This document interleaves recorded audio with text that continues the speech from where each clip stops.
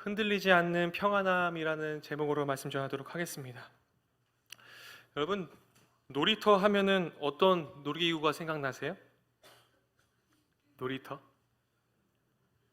네, 그네도 생각나시고 시소도 생각나시고 미끄럼틀 뭐 이런 것들 생각나시죠? 근데 그네, 시소, 이 미끄럼틀이 공통점을 가지고 있는데 어떤 공통점을 가지고 있습니까?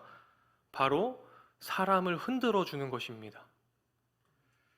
그네는 사람을 앞뒤로 흔들어 주죠. 시소는 위아래로 흔들어 주죠. 에버랜드와 롯데월드 가면은 어마어마한 이름을 가진 놀이기구들이 있어요. 뭐 바이킹, 뭐 자이언트 킹, 뭐 자이로 스윙, 뭐 이름들이 어렵던데요. 이런 놀이기구들이 본래 그네라는 것들을 따라한 것입니다. 왜 이 그네가 재밌습니까? 왜 놀이동산이 재밌습니까? 바로 나를 흔들어 주니까요. 나를 흔들어 주는 것은 재밌는 것입니다. 흔들린다는 것은요, 우리를 자유하게끔 하고 자유하게 착각하게 만들어요.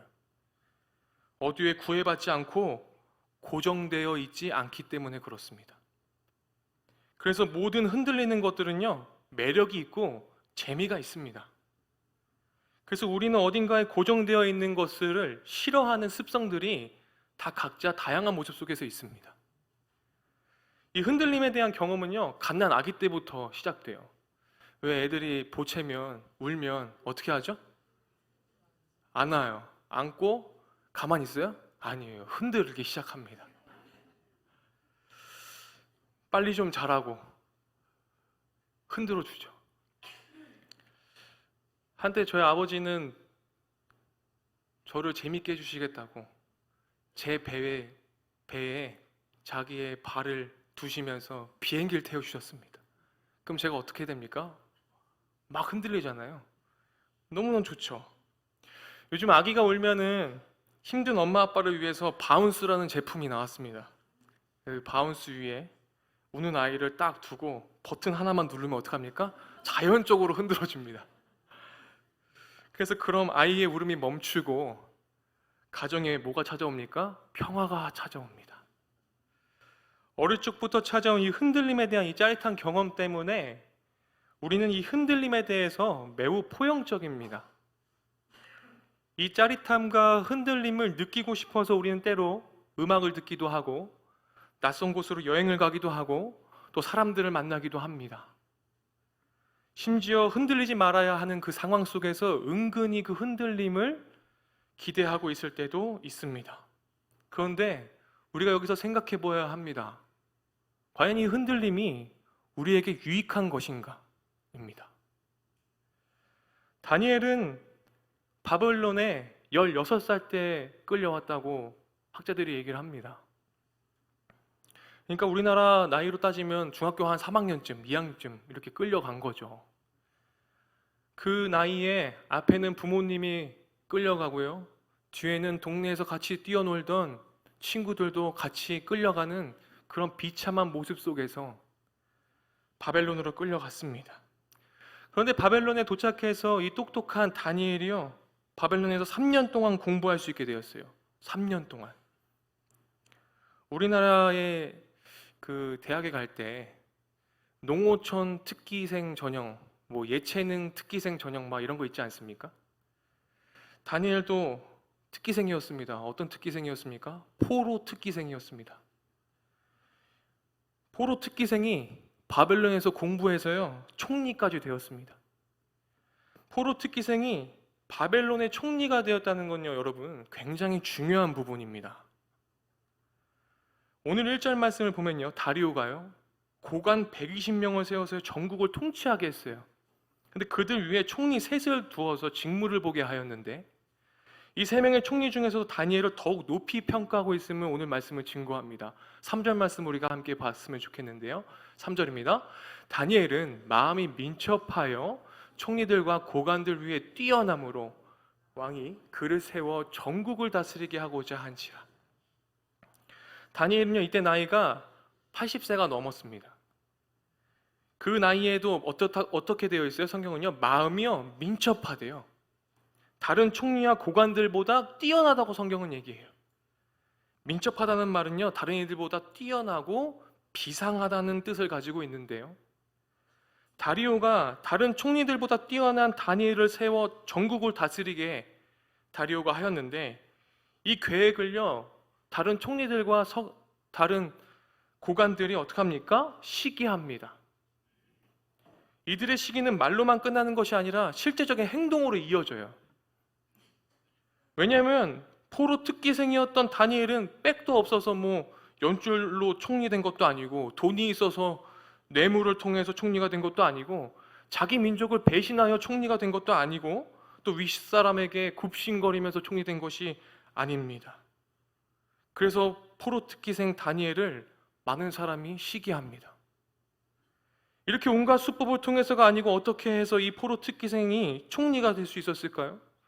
여기서 더욱 중요한 것은 무엇이냐면, 다니엘이 신앙을 버리고 하나님을 부인하고 총리의 자리까지 올라간 것이 아니라는 것이 중요한 점입니다.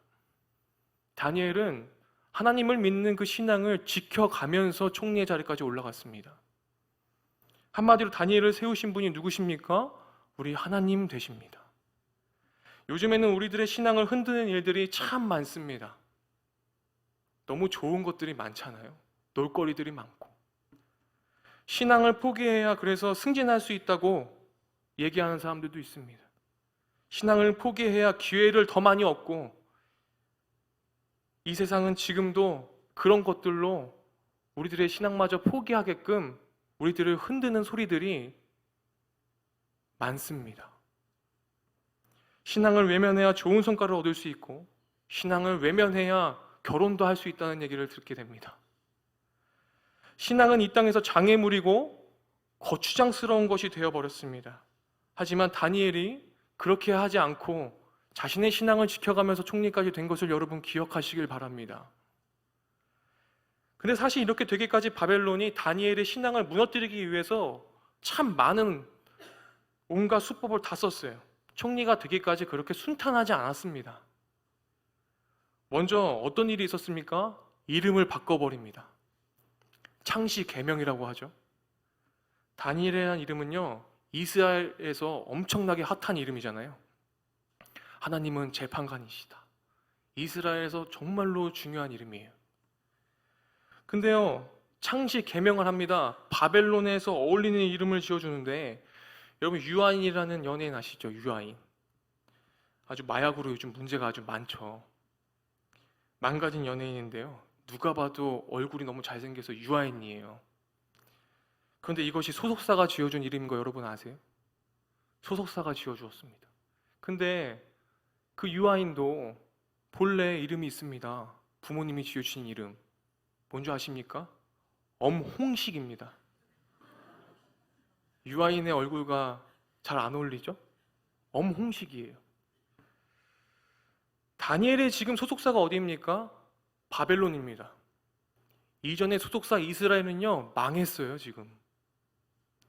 그래서 다니엘에게 지어준 이름이 바로 벨드사살, 얼마나 바벨론에서 핫한 이름인지요. 그 이름의 뜻이 무엇입니까? 벨이 그의 생명을 지켜주시옵소서입니다. 벨은 바벨론의 신이지요.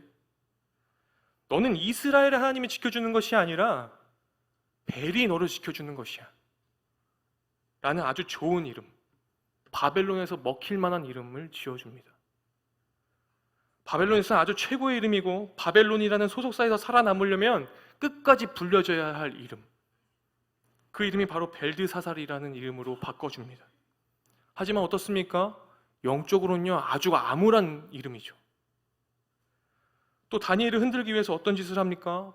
바벨론의 학문 배우게 하죠. 바벨론 언어 배우게 하죠. 바벨론 문화를 배우죠. 아주 세뇌를 시켜버리려고 합니다. 그런데 그 세뇌 교육을 시키려고 해도 어떻게 됩니까? 다니엘의 신앙을 흔들 수가 없었습니다.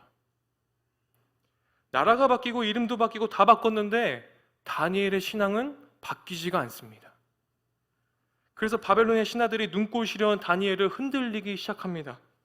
여러분들 아주 잘 아는 스토리죠. 오늘 본문의 말씀, 사자굴에 집어넣는 프로젝트를 시작합니다. 사람이 흔들리는 데는 두 가지가 있다고 해요, 크게. 첫 번째는요, 매력 앞에서 흔들립니다. 매력적이고 아름다우면요, 내 마음이 흔들려요. 옆 사람을 보세요. 흔들리십니까? 여러분, 박진영 아시죠? 공기 반 소리 반. JYP 박진영. 그 박진영의 노래 중에 이런 노래가 있습니다. 난 여자가 있는데. 그 노래 가사가 이래요. 그 노래 아시나요? 난 여자가 있는데 자꾸 이러면 안 되는데 너만 보면 자꾸 마음이 흔들려. 여러분들은 잘 이해가 안 가시죠? 무슨 상황입니까? 자기가 사귀는 여성이 있는데 어떤 매력적인 여성이 딱 등장하니까 마음이 흔들린다라는 거예요. 남자만 이렇습니까? 여자도 그렇습니다. 어떤 사람이 리메이크해서 난 남자가 있는 대로 바꿔 불렀습니다. 난 남자가 있는데 자꾸 이러면 안 되는데 너만 보면 자꾸 마음이 흔들려. 여자나 남자나 다 똑같습니다. 매력 앞에서 어떻게 됩니까? 흔들립니다. 다니엘은 안 그렇겠습니까? 다니엘도 사람이에요. 사람이 매력적이어도 막 흔들리는데 이거는요, 국가가 매력적이에요. 국가가. 요새 연예인 지망생들이 SM, 빅히트, YG, JYP 들어가려고 얼마나 많은 노력들을 합니까? 제가 예술고등학교에서 4년 동안 실용음악과 학생들을 지도할 때 그때 당시에 지도할 때 이제 실용음악과 학생들이니까 기획사를 들어가고 싶어 하면 그때 1위의 기획사가 어디였냐면 YG였습니다. 왜 YG에 들어가고 싶어 했더니 밥이 맛있대요, 그 소속사가. 그래서 그 매력적인 소속사 그곳에 들어가고 싶어서 얼마나 많이 연습하고 노력합니까? 패망한 나의 조국과 상반되는 흥황하는 선진국 바벨론 메드 바사. 이게 얼마나 매력적인 국가입니까? 다니엘이 그 시절 당시에 이 노래를 들었으면 이렇게 바꿔 불렀을 것 같아요. 나는 조국이 있는데 자꾸 이러면 안 되는데 바벨론 메드 바사 보면 자꾸 마음이 흔들려. 아니, 사람만 봐도 흔들리고 소속사 봐도 흔들리고 대기업 보면 마음이 자꾸 흔들리는데 나라가 매력적이니 어떻게 됩니까? 너무 흔들립니다. 요즘 젊은이들을 흔드는 나라가 있지요. 핀란드, 덴마크, 노르웨이, 북유럽. 유럽만 얘기 나면 애들이 눈동자가 빛이 납니다. 거기서 살고 싶다. 아, 한국은 너무나 살기 싫다. 힘들다. 그래서 젊은이들이 이러면 안 되는데 비행기만 보면 자꾸 마음이 흔들려요. 하와란 여자가 있었습니다. 아, 하나님의 말씀이 약속이 있는데 언약이 있는데 이러면 안 되는데 자꾸 선악과만 보면 마음이 흔들려요. 사탄이 매력적이게 만들었죠? 보암직, 먹음직. 사람은 이렇게 매력적인 대상을 만날 때 흔들립니다. 두 번째는 어쩔 때 흔들립니까? 두려운 대상을 만났을 때 흔들립니다. 일제강점기 때 독립운동가들에게 일본인들이 한국인에게 어떻게 했습니까? 집 주겠다, 돈 주겠다 해서 사람들을 데리고 갔습니다. 그런데 이렇게도 안 되면 사람들을 어떻게 했습니까? 잔인하게 고문했습니다. 독립에 대한 확고한 신념을 꺾기 위해서, 두려움을 심어주기 위해서 잔인하게 고문했어요. 그래서 앞장에 보면 바벨론도 똑같이 다니엘과 세 친구들을 하나님의 신앙을 버리게 하기 위해서, 두려움을 주기 위해서 평소보다 7배나 뜨거운 풀무불에 집어넣지 않았습니까? 너희가 이래도 안 흔들리고 백일래? 네가 진짜로 하나님을 안 버릴 거야? 이렇게 하는데도? 그런데도요, 어떻게 됐습니까? 흔들리지 않았습니다. 오늘의 타깃은 누구입니까? 다니엘입니다. 매일 창문을 열고 3번씩 무릎 꿇고 기도하니까 그 신앙을 꺾어버리기 위해서요, 무시무시한 방법을 모색하고 흔들리게 만들 방법들을 사용합니다. 사자굴에 넣으려고 하죠. 그런데 다니엘 어떻게 됐습니까? 흔들리지 않았습니다. 그 핵심 내용이 오늘 본문 10절에 나오게 되는데요, 함께 하나님의 말씀을 선포하겠습니다. 같이 읽겠습니다. 다니엘이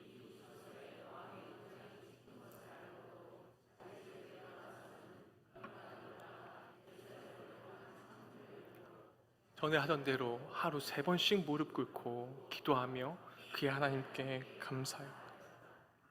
오늘 본문 말씀 보면요, 어떻습니까? 다니엘이요, 이 조세 왕의 도장에 찍힌 것을 알고도 해요. 그러니까 사자굴에 들어갈 걸 알았어요. 이 일을 할 거면 하면. 알고도 집으로 돌아가서요, 창문을 열고 전에 하던 대로 하루 3번씩 무릎 꿇고 기도하며 하나님께 감사하였습니다. 그래서 사람들이 이 본문을 보면요, 우리들이 흔들리는 신앙을 갖지 않으려면 기도가 역시 중요해. 맞습니다. 기도 중요합니다. 근데 여러분, 하루에 3번씩 기도하면 정말로 우리의 신앙이 흔들리지 않는 신앙으로 될까요? 그것이 흔들리지 않는 신앙의 방법일까요? 저는 그렇지 않다고 생각합니다. 저는 하루에 12번을 더 기도를 해도 흔들리는 사람 많이 봤습니다. 저는요, 고3 때 내내요, 한월산 기도원에서 24시간 예배할 때요, 찬양인도 했었습니다. 그때 24시간 예배하고서 내려가시는 분들 보면서 수도 없이 흔들리는 분들 많이 봤습니다. 기도원에서 40일 금식 기도하고 내려가서요, 흔들리는 분들 많이 봤어요. 하루에 3번 기도했다는 것은 그냥 표면적인 것에 불과한 것입니다. 본질이 아닙니다. 다니엘의 신앙을 흔들리지 않게 했던 중요한 본질은 무엇입니까? 바로 창문을 열었던 방향입니다. 어디에 방향을 두었습니까? 오늘 본문이 예루살렘을 향해 창문을 열었습니다. 내가 어디에 고정되어 있는가입니다. 다니엘은 총리이기 때문에 아주 좋은 집에 살았을 것 같아요. 왜냐하면 오늘 본문 보니까요, 방금 10절 우리가 읽었잖아요, 윗방에 가서 기도했거든요. 윗방? 복층이에요, 복층. 대궐에 살았을 것 같아요, 그죠? 좋은 집에서. 창문이 엄청 많았을 것입니다. 그런데 다니엘은 예루살렘을 향한 창문을 열고 기도했다는 겁니다. 왜 예루살렘을 향한 창문을 열고 기도했을까요? 고향이 그리워서요? 충분히 그럴 수 있습니다. 그런데 지금 사자굴에 집어넣겠다는데 고향이 그립겠어요? 고향이 그리워서 그곳을 향한 문을 열고 기도했을까요? 그리움은 아니었을 거예요. 예루살렘이라는 곳은 바로 다니엘의 신앙의 정신을 알게 해주는 곳입니다. 바로 무엇입니까? 여호와를 향한 사모함입니다. 그것을 기대했던 것입니다. 다니엘의 집안엔 여러 방향을 향한 창문들이 있었을 거예요. 바벨론 왕을 향한 창문도 있었을 것이고, 친구들을 향한 창문도 있었을 것이고, 집 앞에 슈퍼마켓을 향한 창문도 있었을 것입니다. 그런데 그 모든 창문을 다 닫고 예루살렘을 향한 창문만을 열고 기도했더라는 것입니다. 이것이 하나님을 향한 창문만은 닫지 않겠다는 다니엘의 신앙이라고 저는 생각합니다. 예루살렘은 하나님의 임재를 상징하기 때문에 다니엘은 하나님의 임재의 마음을 고정시켜 버렸습니다. 그 하나님의 임재에 대한 마음을 고정시켜 놓으니 그 신앙이 흔들릴 수 있겠습니까? 절대 흔들릴 수가 없습니다. 그렇기 때문에 이 하나님을 향한 임재에 대한 사모함과 사명감을 가지고 이곳에 고정되어 있으니 다니엘이 흔들리지 않을 수 있었던 것입니다. 바벨론은요, 다니엘에게 온갖 좋은 음식과 금은 보화와 매력적인 문화와 권세와 총리 자리로 수없이 다니엘에게 잘해주었지만 닥쳐오는 수많은 매력적인 것들로부터 유혹이 와도, 심지어 사자굴이라는 이 두려움 앞에서도 다니엘은 흔들리지 않았습니다. 왜입니까? 다시 한번 말씀드리지만 다니엘은 하나님의 임재를 기다리며 주님께만 고정되어 있었기 때문에 그렇습니다. 그런데 하나님 믿는다고 다 고정됩니까? 아닙니다. 하나님 믿어도 내 마음의 창문을 너무나 많이 열어놓으시는 분들이 계세요. 이 창문을 열어놓으면요, 온갖 음란함과 죄악들이 들어온다는 것을 알면서도 열어놓는 분들이 많으십니다. 일부러 열어놔요. 기도 많이 해도 왜 흔들립니까? 하나님께 시선을 고정하고 하나님께만 창문을 열고 그분의 임재만을 사모하고 기도해야 하는데 너무나 많은 창문들을 열어놓고 기도합니다. 사탄이 그곳에 들어옵니다.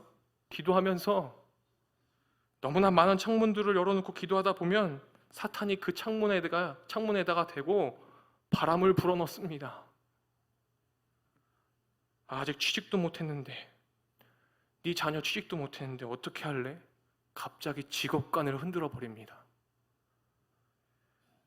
야, 네 나이가 이제 40이 다 돼가는데 언제까지 기도하는 배우자 찾고 있을래? 그러다 너 결혼 못한다? 네 자녀 결혼 못한다? 갑자기 결혼관을 흔들어 버려요. 갑자기 이렇게 흔들리게 되면요, 어지러워지고 쓰러집니다. 너무 흔들면요, 사람이 정신을 못 차려요. 그래서 요즘 청년들이 뭐가 생겨났습니까? M4 세대가 생겨났어요. 제일 먼저 포기하는 게 뭐예요? 신앙을 제일 먼저 포기합니다. 하나님을 믿는다고 말합니다. 그런데 수많은 창문들을 열어놓습니다.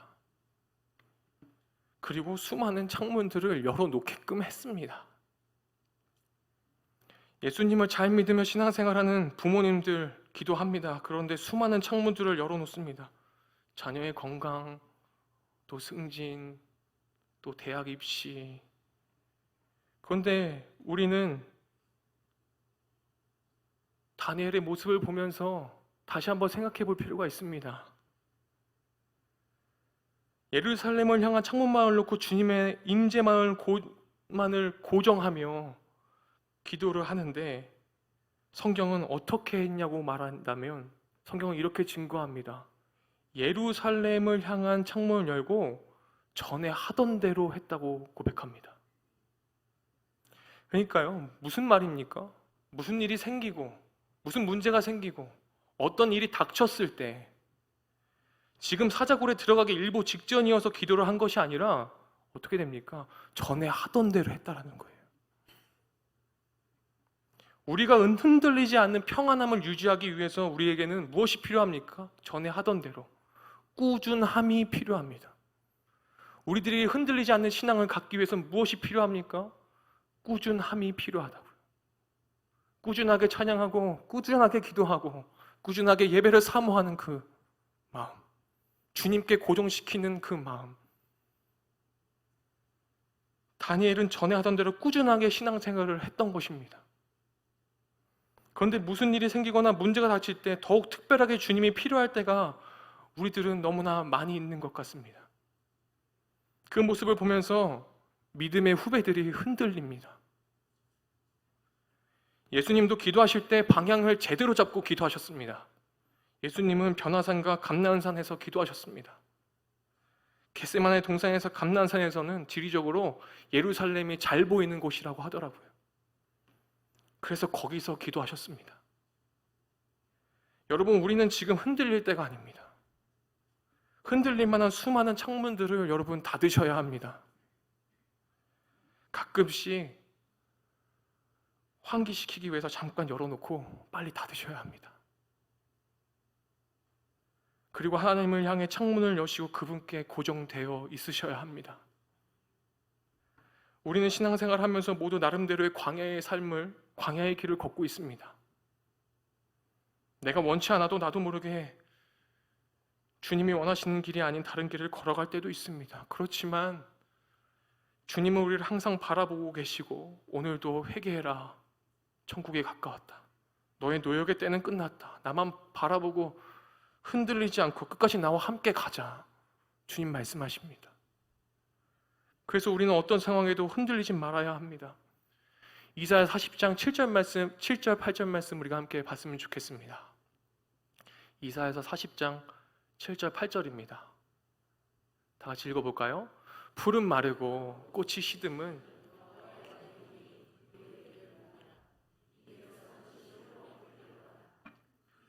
풀은 마르고 꽃은 시드나 우리 하나님의 말씀은 영원히 서리라. 시인 도종환님의 흔들리며 피는 꽃의 한 부분입니다. 흔들리지 않고 피는 꽃이 어디 있으랴? 이 세상 그 어떤 아름다운 꽃들도 다 흔들리며 피었나니 흔들리면서 줄기를 곧게 세웠나니 흔들리지 않고 가는 사랑이 어디 있으랴? 여러분, 이 세상에 흔들리지 않고 피는 꽃이 있습니까? 그처럼 흔들리지 않는 사람도 없습니다. 우리는 오늘도 모두 다 흔들리는 삶을 살아갑니다. 어쩔 수가 없어요. 이 세상의 모든 것들은 다 흔들리고 넘어집니다. 하지만 하나님의 말씀은, 하나님의 약속은 뭐라고 얘기합니까? 영원히 변치 않는다. 그렇기 때문에 이 약속의 말씀을 믿고 아름다운 소식을 두려움 없이 선포하고 우리는 주님께로 날마다 돌아가는 삶을 살아야 합니다. 주님께 고정하기 위해서입니다. 그래서 우리는 이 흔들림을 항상 조심해야 합니다. 예전에 한거라는 영화를 보러 갔었던 적이 있습니다. 그 영화 속에는 여성들이 온갖 고문을 받고 수감생활하는 이야기를 전하고 있습니다. 그중 유관순이라는 믿음의 선배들을 여러분 아시죠? 그 믿음의 선배는 끝까지 그 두려움 앞에서 앞장서서 일본인들에게 그의 신념을 굽히지 않고 당당히 두려움을 이겨내는 장면을 보게 되었습니다. 이처럼 우리가 살아가는 수많은 두려움들이 우리에게 찾아옵니다. 미래에 대한 두려움, 돈, 권력, 명예, 또 사람과의 관계, 노후 문제, 먹고 사는 문제, 여러 것들이 우리를 근심하게 하고 두렵게 만듭니다.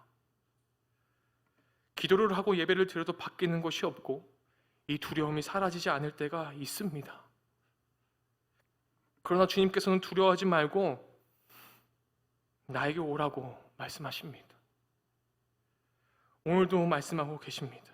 그 끝에 하나님의 위로와 우리를 안아주시며 인도하시는 하나님을 발견해내기를 소망합니다. 하나님의 말씀을 순종하며 청종할 때 그 말씀이 나를 지키시고 보호하는 것을 여러분들이 경험했으면 좋겠습니다. 세상은 지금도 우리를 흔들리게 합니다. 우리의 신앙마저도 흔들리게 합니다. 주님께 고정되어 있으면 참 평안이 없다라고 얘기합니다. 하지만 하나님의 말씀은 영원한 평안을 우리들에게 줍니다. 이 세상이 잠시 편안함을 줄 수 있을지 모르지만 참된 평안은 줄 수 없지 않습니까? 우리는 지금 당장의 편안함 때문에 주님이 주시는 참된 평안을 누리지 못할 때가 너무나 많은 것 같습니다. 사랑하는 성도 여러분, 우리의 시선과 마음을 다니엘처럼 주님께만 고정시켰으면 좋겠습니다. 더 이상 흔들리지 않겠다는 결단을 우리가 하기를 원합니다. 우리 함께 기도했으면 좋겠습니다. 우리 말씀을 붙잡고 하나님, 우리의 위기의 순간에 나타나는 믿음은 한순간에 생겨나는 것이 아님을 고백합니다. 전에 하던 대로 꾸준하게 주님 신앙생활 할 수 있도록 도와주십시오. 주님을 의지할 수 있는 용기를 주십시오. 그래서 다니엘과 동행하셨던 그 형통함을 누리게 하여 주십시오.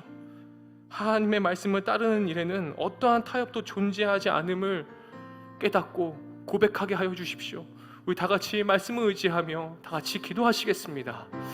사랑이 충만하신 하나님 감사합니다. 하며 다니엘의 삶을 보며 주님께서 인도하셨던 그 인생을 보며 매일의 삶을 우리를 지켜보고 계시고 동행하여 주시는 그 주님의 은혜에 감사를 드립니다.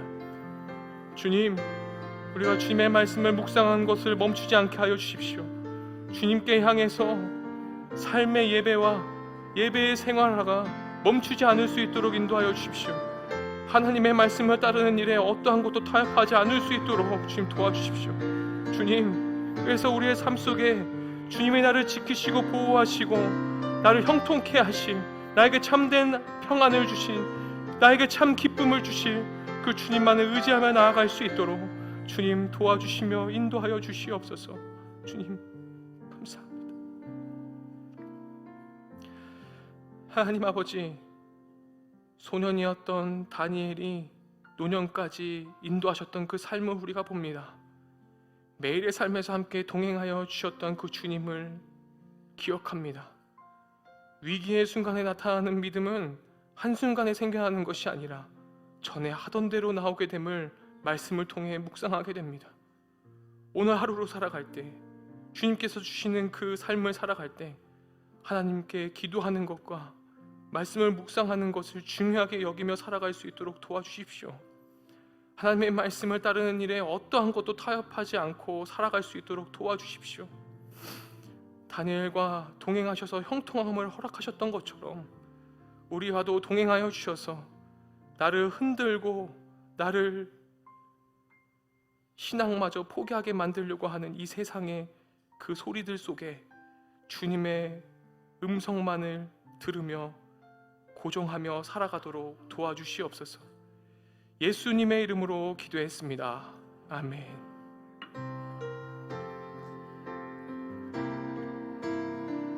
세상은 늘리고 사람들은 변하여도 나는 주를 섬기리. 주님의 사랑은 영원히 변하지 않네. 나는 주를 신뢰해. 우리 1절도 한 번 더 찬양하겠습니다. 세상은 들리고 사람들은 변하여도 나는 주를 섬기리.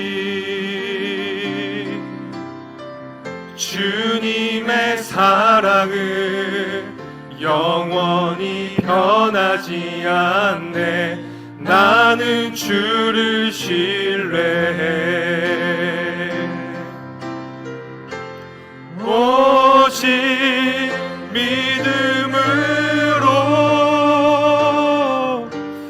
믿음으로 내가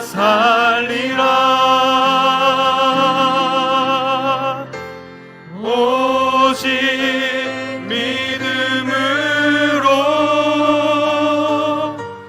믿음으로 내가 살리라. 함께 일어나서 찬양하시겠습니다.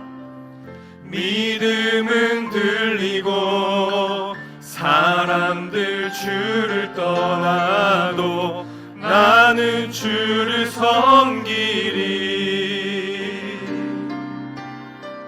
주님의 나라는 영원히 쇠하지 않네.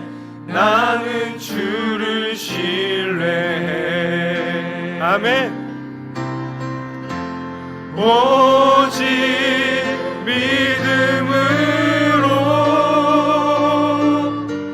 믿음으로 내가 살리라. 오직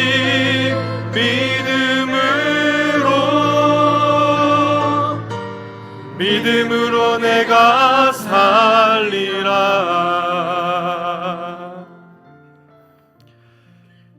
예루살렘으로 향한 창문을 열고 전에 하던 대로 하루 3번씩 무릎을 꿇고 기도하며 그의 하나님께 감사하였더라. 지금은 우리를 죄에서 구원하신 예수 그리스도의 은혜와 하나님의 무한하신 사랑과 성령 하나님의 교통하심이 전에 하던 대로 꾸준함으로 우리의 마음을 주님의 마음에 고정시키고자 결단하는 창조의 성도님들의 머리 위에 지금도 시끄러운 세상 속에서 흔들리지 않기 위해 자신들의 신앙을 지켜가며 가기 위해 노력하는 그리스도인들의 머리 위에 지금도 온 세계와 열방에 하나님의 사랑과 하나님의 복음을 전달하는 예수의 이름을 전하는 전달자들의 머리 위에 지금부터 영원토록 함께 하시기를 간절히 축원하옵나이다. 아멘.